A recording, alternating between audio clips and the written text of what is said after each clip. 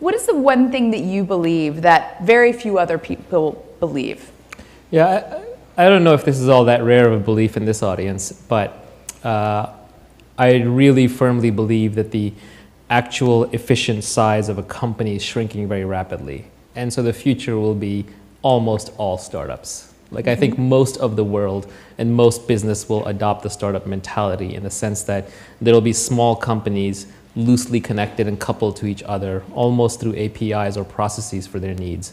The Industrial Revolution, way back when, before I was born, created this massive clustering effect where basically said there's economies of scale from having factories, and so everybody has to gang together in these 5,000, 10,000 person companies.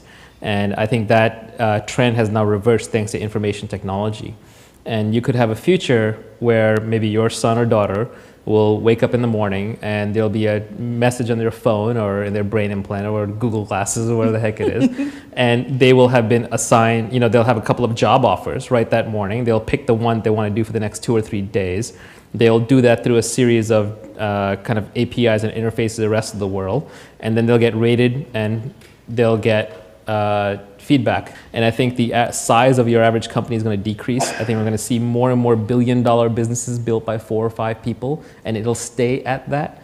And so I think that is one thing, for example, the venture capital industry does not believe. I think the venture capital industry still believes that you're going to have to put a couple of $100 million into some company at some point to continue scaling it. I don't think that's true. I think you will be able to break out and outsource pieces that today you don't think are outsourceable. Like you will be able to outsource your sales. You will be able to outsource your revenue collection. You will be able to outsource your bookkeeping, reconciliation. You may not outsource the final stage of your hiring, but you'll outsource the early stage of it. So there's going to be lots and lots and lots of small companies loosely coupled. This is really bad news for all the people who were laid off in the last recession, because they don't think that way. They are going to go and try and find jobs at big companies, and a lot of the jobs that are going to be created now are going to be at small companies, which are going to require them to be more dynamic, more adaptable, more information savvy.